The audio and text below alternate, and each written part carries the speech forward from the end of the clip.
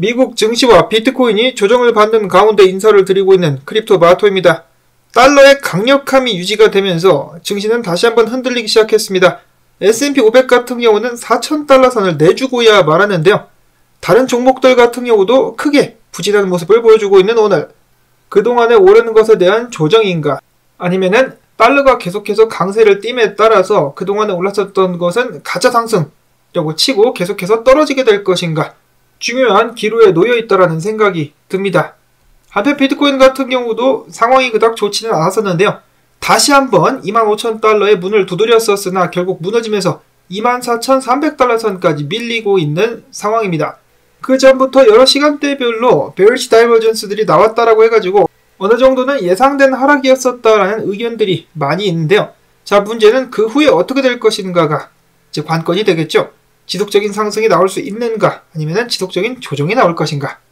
한편 미국 부동산 시장 같은 경우는 계속해서 침체될 조짐을 보이고 있다고 하는데요. 미국의 기존 주택 판매가 12개월 연속으로 감소하고 있다고 합니다. 지난 1월 같은 경우는 판매량이 2010년 10월 이후 최저치를 기록을 하고 있다는 것인데요. 자, 미국의 부동산 시장이 왜 중요하느냐? 부동산 시장은 경제 전반을 알 수 있는 지표가 됨으로써 특히 미국 증시에 큰 영향을 줄 수가 있습니다. 2008년도 때 경기 침체를 떠올려봐도 딱 그 답이 나오게 된다는 것을 알 수가 있겠는데요. 자, 만약에 미국의 부동산 시장이 폭락하게 된다 그러면 증시도 크게 흔들릴 수가 있겠습니다. 자, 그리고 2008년도 때 그리고 현재 캘리포니아 쪽의 부동산 버블을 비교해 본다면 당연히 지금이 훨씬 더 어마어마하게 큰 버블을 자랑하고 있다고 하는데요. 이게 터지면은 얼마나 큰 난리가 날 것인가, 벌써부터 많은 사람들이 걱정을 하고 있습니다. 거기다가 연준이 계속해서 금리를 올릴 전망이기 때문에 미국의 전반적인 경기 쉽지 않아 보입니다. 그리고 인플레이션 같은 경우도 쉽게 사그라들고 있지 않은 가운데 IMF의 아태 국장 같은 경우는 아시아 국가들 역시 물가가 잡히지 않으면 중앙은행들은 금리를 인상해야 될 것이라고 주장을 했습니다. 네가 말 안 해도 미국에서 올리면 알아서 다 따라 올려 임마. 인플레이션도 그렇고 부동산 시장도 그렇고 중간에 낀 서민들만 계속해서 시름이 깊어져 가고 있습니다. 이에서는 인권재단의 최고 전략 총괄이 비트코인에 대해서 다음과 같은 평가를 내렸다고 합니다. 비트코인은 언론의 자유, 재산권, 자본시장 개방화를 대표해서 정부의 압제와 억압으로부터 저항하고 있다. 민주주의가 붕괴되는 국가는 법정화폐와 밀접하게 관련이 있는데 비트코인은 이 문제를 해결할 수 있다. 특히 탈중앙화라는 비트코인의 특성은 부패와 폭정으로부터 사람들을 지키는 울타리 역할을 할 수 있다. 가령 중국과 러시아는 검열과 자본시장 폐쇄화, 재산 몰수 등을 자행하고 있지만 비트코인은 이 같은 행위를 어렵게 만든다라고 이야기를 했습니다. 인권재단, 그 이름답게 사람들의 기본적인 권리를 존중해주는 모습이 좋습니다. 보통 기존의 인권재단, 인권단체 하면은 이상하게 좀 또라이같이 범죄자들의 인권을 챙기는 사람들이 많이 있는데 그게 아니죠. 인권재단은 선량한 시민들의 인권을 먼저 챙겨줘야 됩니다. 그런 의미에서 비트코인 가자. 다음으로는 그나마 다행인 소식이라고 볼 수가 있겠는데요. 팍소스가 SEC와 건설적인 논의를 진행하고 있다고 밝혔습니다. 자, 건설적인 논의가 진행이 안 되면은 SEC가 결국 소송을 걸고 팍소스와의 전면전에 들어가게 되겠죠. 문제는 해당 건설적인 논의가 어떤 논의냐가 문제가 될 수가 있겠는데 기존의 스테이블코인까지 증권으로 포함을 해버리는 SEC의 어거지가 통해버린다면 나중에 후폭풍이 다른 스테이블코인들까지 미치게 되지 않을까, 그런 점이 우려스럽습니다. 이어서는 전 세계가 관심을 가지고 있는 중국 관련된 소식, 블룸버그가 익명의 소식통을 통해서 밝히기를 최근 홍콩 정부의 암호화폐 친화적인 정책 움직임 뒤에는 중국 정부의 지원이 있었다는 정황이 포착됐다고 밝혔습니다. 지난 몇 달 동안 홍콩에서 개최됐었던 암호화폐 관련 행사에 이 공산당 관료들이 게스트로 참석하는 경우가 많이 있었다라는 것인데요. 사실 어렵지 않게 저도 짐작을 할 수가 있기는 있습니다. 자, 공산당이 관리를 하는 나라에서 움직임이 일어나려면 당연히 공산당의 허가가 필요하겠죠. 공산당의 뒤를 봐주니까 이러한 움직임이 가능한 것입니다. 자, 과연 그렇다면 공산당은 정말로 적극적으로 암호화폐를 포용하려고 하는 것일까? 아직도 중국 내부에서는 그렇지 않다라는 답변이 돌아오고 있다고 하는데요. 그런 점을 미뤄보았을 때 이 공산당 같은 경우는 비트코인이나 암호화폐를 좋아하는 것이 아니라 미국이나 달러에 대항하기 위한 수단으로서, 견제하기 위한 수단으로서, 도구로서 암호화폐를 보기 시작하는 것은 아닌가 라는 생각이 듭니다. 다음으로는 크립토 퀀트 분석가 중에 한국분이신 것 같은데요. 연세덴트라는 분이 이렇게 이야기를 하셨는데, 비트코인 가격이 50% 가까이 상승했음에도 불구하고 시장 수요의 활발한 정도를 나타내는 활성 주소 숫자가 증가하지 않고 있어가지고 우려스럽다.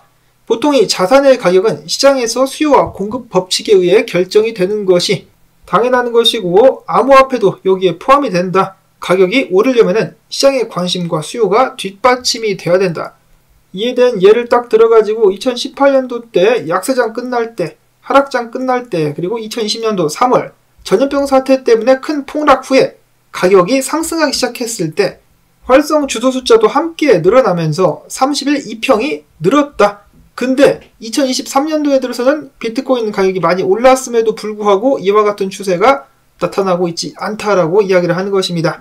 그러면은 찐 상승은 아니고 가짜 상승이 될 수 있다는 것인데요. 근데 사실 가짜 상승이라기보다는 미니 불장이라고 저도 계속해서 말씀을 드렸는데, 불장이 완전하게 시작되는 것이 아니라 불장 전에 한번 몸을 푸는 단계다 라고 이제 생각을 해볼 수가 있겠습니다. 미니 불장의 고점이 25,000달러가 될 것인가 30,000달러가 될 것인가 당연히 아직까지 100% 알 수는 없겠습니다만은, 진짜 불장이 도래하게 되면은 그때는 활성 주소 숫자들도 크게 늘지 않을까.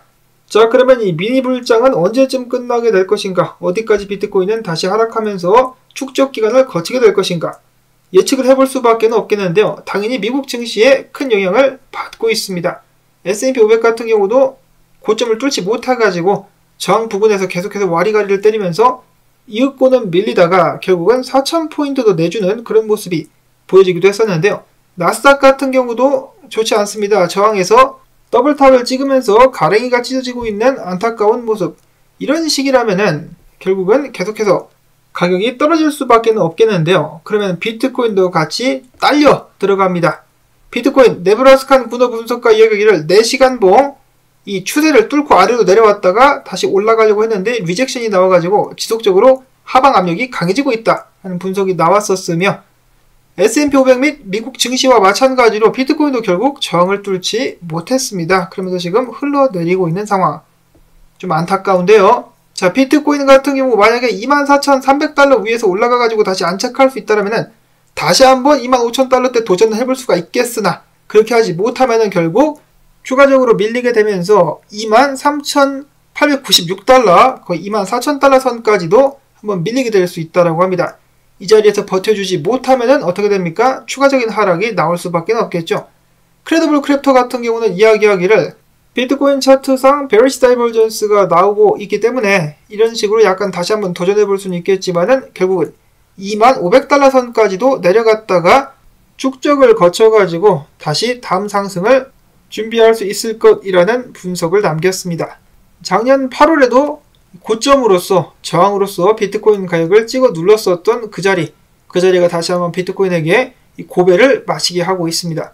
다음에 축적 기간을 거쳐가지고 위로 확 뚫고 올라갈 수 있어야 될 것 같은데요. 그 전에 다시 한번 도전을 하게 될지 아니면은 이대로 쭉 빠지게 될 것인지, 이 부분이 중요하다고 볼 수가 있겠습니다. 그리고 이번 미니 불장 때 매수 못하셨던 분들은 이제 다시 한번 기회가 올 수 있겠다. 그런 점에서 봤을 때는 긍정적이라고 볼 수가 있겠죠. 나 돈 옆에 쌓아놓고 있었는데 날 두고 떠나면 어떡해? 라고 불안하셨던 분들 같은 경우는 좀만 더 기다리시면은 적절한 가격대에서 추매를 진행하실 수 있지 않을까라는 생각도 해봅니다.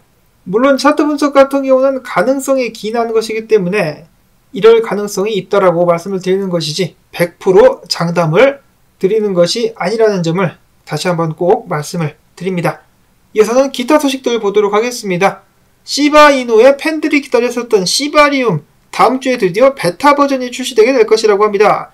이를 통해서 앞으로 100만 명 이상의 시바이누 보유자는 본 토큰을 이용해서 시바이누를 저렴한 수수료로 구매할 수 있게 될 것이며, 시바리움 같은 경우는 폴리곤 등 레이어2 스케일링 솔루션과 유사하게 설계된 것으로 알려져 있습니다. 기술적인 발전을 거듭하고 있는 시바리움. 자, 그리고 폴리곤 이야기가 나와서 말인데요. 자, 매틱이죠. 폴리곤 같은 경우는 자, 최근에 잘 나가고 있는 것 같음에도 불구하고 무려 20%나 인원을 감축하겠다라고 밝혔습니다. 자, 20% 꽤 큰 폭이라고 볼 수가 있겠는데요. 자, 그럼에도 불구하고 폴리곤 랩스는 지금 현재 2억 5천만 달러 상당 이상의 재무자산과 19억 매틱을 건강하게 유지하고 있다라고 밝히기도 했었습니다. 나름의 가격 상승이 있음에도 불구하고 계속해서 암호화폐 회사들 인원 감축을 하고 있습니다. 자, 그리고 매틱 같은 경우는 최근 차트를 봤을 때 이런 식으로다가 고점에 마찬가지로 걸리면서 추가적인 하락이 큰 폭으로 나올 수 있다는 분석도 있습니다. 참고를 해주실 수 있기를 바랍니다. 다음 알트코인은 엑시 인피니티인데요. 알리 마르티네즈 분석가는 이야기합니다. 엑시 인피니티 지지선 10달러 70센트에서 90센트까지 이렇게 많이 되었는데 만약에 뚫리면은 10달러 20센트까지 떨어질 수 있겠다라는 분석 나왔었고요.